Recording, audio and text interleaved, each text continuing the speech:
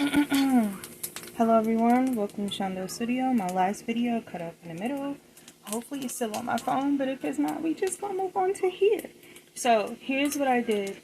I made some chorizo, okay, cooked it, rendered all the greasy oil and fat, put it in my pan, threw some rice in there. The rice that I use is from this brand, and let's see if you can see it better.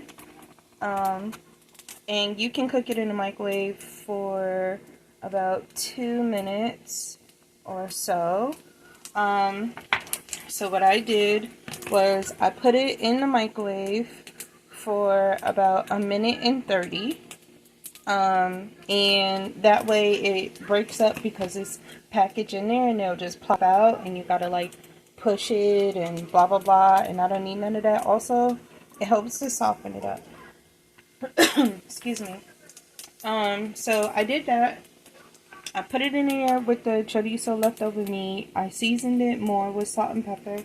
Even though the chorizo itself has, you know, all that flavor, all that spice going on, your rice still needs something, you know?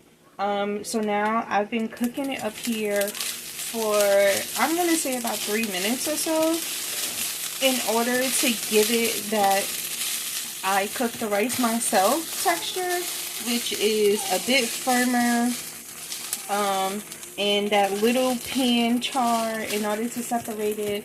I don't like my rice sticky when it's regular rice. Also, I added chicken broth in order to soak in some more flavor because that rice is white rice and I'm looking for taste. Okay, I didn't cut up any onions and put it in there and all of that. It's not that kind of night. I also threw some green peppers in the oven in order to char it, make it more tender. I'm going to stuff these in there, throw some cheese on top of it, and that's going to be the end of that. It's quite possible if you're not into stuffed peppers in any way whatsoever, that's totally fine. You get your rice, you get your chorizo, add whatever vegetable you want on the side, or no vegetable on the side, and handle business, okay? Yeah. So, I like to toast my rice where it has that, firmness that you would get if you use, you know, Nana's, Titi's, metal pot that got that crispy rice at the bottom, that when you pop it out, it gives you that extra crunch, that little chew. I'm trying to get close to that without getting that because I still want to be able to chew on it, and it's not that kind of meal. Also, I can't do the other rice, you know, the way Nana does it. Meaning, you know, other people's nanas, because I don't come from that background, but I've been around it and I love it. I still can't cook like it though. I do my best. So I'm just gonna flatten it, do it some more. I can see, you know, the rice browning, and yeah. So the other thing I want to say is that when you get the chorizo in the package, they usually come out in sausage form, and I cut the casing off. I took the meat out and I cooked it up that way because I didn't want sausages. Now granted, even if you took the casing off, you can still put that on your pan, cook it that way, and still have sausages. It just won't have the casing on. Totally fine. So I broke it up and it's decent chunky pieces, you know. You can make it smaller and have it look like ground meat, but I wanted decent chunky pieces, just in case, or for the time where I don't have it in a stuffed pepper and I just want to eat it. Like, no. And I don't really do spicy, so I'm definitely drinking some apple juice on the side and like a little water. Balancing it out because I don't do hot, but I do chorizo hot.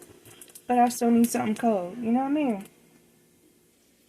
Here are my green onions. I flipped them upside down so that way all the wet and, you know, moisture and all of that will be coming out. And you can see it's hot, hot. It's hot, hot. And I turn the oven off. And I'm about to stuff them. Okay, so I'm taking this one off. I took the aluminum foil, pushed the rice over, put it in there. I done made all types of mess, and I'm trying to keep it together, okay? This is very realistic. Okay. So, I'm gonna get some of this over here. Probably about half of it. Save the other half for later. So I think I'm gonna mix it with like some shrimp. And, you know, do that. I probably should have did all the mixing and then did this. See, these are things that really happen, you know? I got a plate over here. Don't worry about it. Everything is going to be clean and kosher or, you know, whatever. I'm going to turn the fire off so nothing is extra burning or anything. So you can see that little container, this is about 2 portions, possibly 3, depending on the size of, you know, people you're feeding or, you know, how people eat in your house. There's only not enough people in my house for this to be a problem, and it probably won't even fully disappear. So, yeah. That's gonna be that.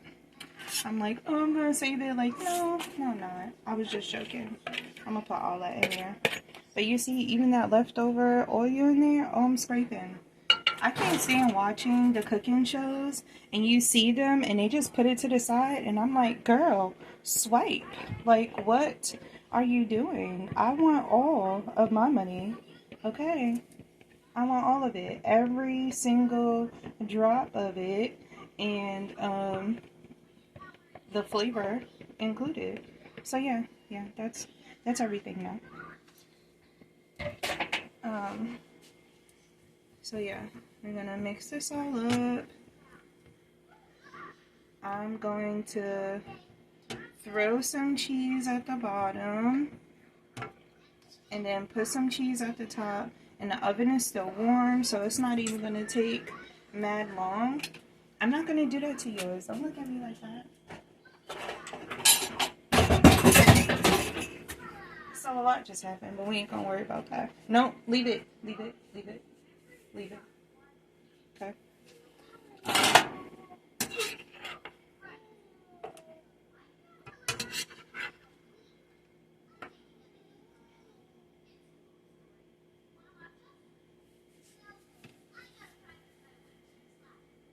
So my child wants more of the meat than she does the rice. And that happens. But you know what also happens? For those of you who have parents, nieces, nephews, other people who always want your food after you make it, they want it. They want to taste it. And then they be like, why you didn't do mine that way? You know why? Because you wanted it the way you thought it was supposed to be. Right? Right. Anyway. Here. So that's gonna be that for that. And now I had it in there long enough that this thing is soft. Okay, that's yours. I know. Okay, so here we go. Also, just so you know, I haven't done this in a long time, but I really wanted some like tender peppers, and no lie, I was watching somebody else cook and I ran across this guy who was making chorizo, and he was just like, hey, for the people who've never made this before, it's totally normal for the oil to look this way, for the meat to be like that, you know, whatever. And you could tell like there was a lot of guys in the comments. I was like, so I just made this, and I didn't know. I thought I did something wrong. And I was like, ooh, I haven't had this in a long time. And I mean, all he did was cook the meat, which was totally fine. but it made me hungry for something different, and I was gonna be making shrimp and stuff. So yeah. Anyway, I got some Mexican style blend, natural cheese, Monterey Jack, cheddar, you know, all that with the quesadilla cheese, because you know it just melts better. Honestly, if you use any of the cheese, it's gonna melt. It's gonna be great, but there are certain cheeses that it melts firm, and other cheese that melts and you get that sticky pull, and that's how that works. Go on over there with your crunch. Anywho, she playing with me. So this is gonna go in the oven since it's still warm. And you know, you don't need to have it on broil or whatever, because everything is cooked. The pepper's already tender, so all I need is for the cheese to do its job, and we straight. Okay? Okay.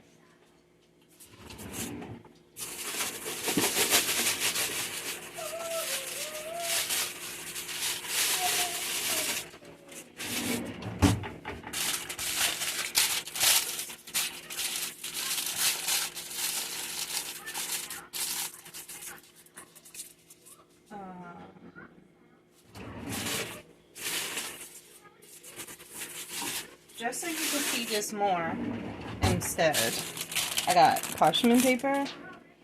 Excuse me.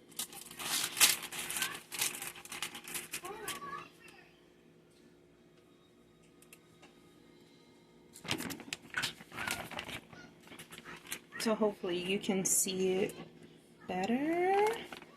Let me scoot, scoot. Is that better? It looks like it's better. And I'm just gonna chuck it at the bottom because I want it to be fully full. And I am always like, when I get to the bottom, what made me fall in love with it at the top is what I want at the bottom, you know? So, you know, all the peppers got them little pockets at the bottom. I want it to be full, okay? And I cut the tops off.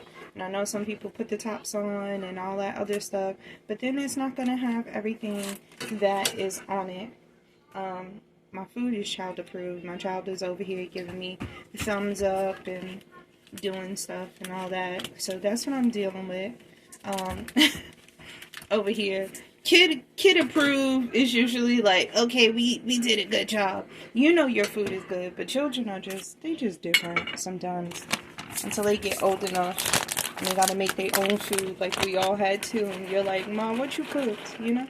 Or whatever you call your parents, grandparents, auntie, whoever house, you know, who raised you. If y'all still have, you know, that kind of relationship. But whatever. We're not gonna go into that. So yeah. I hope you can see that better. And I'm going to throw it in there, and then you're going to see what it look like when it come out. Cheesy goodness, and hopefully browned on the top, you know?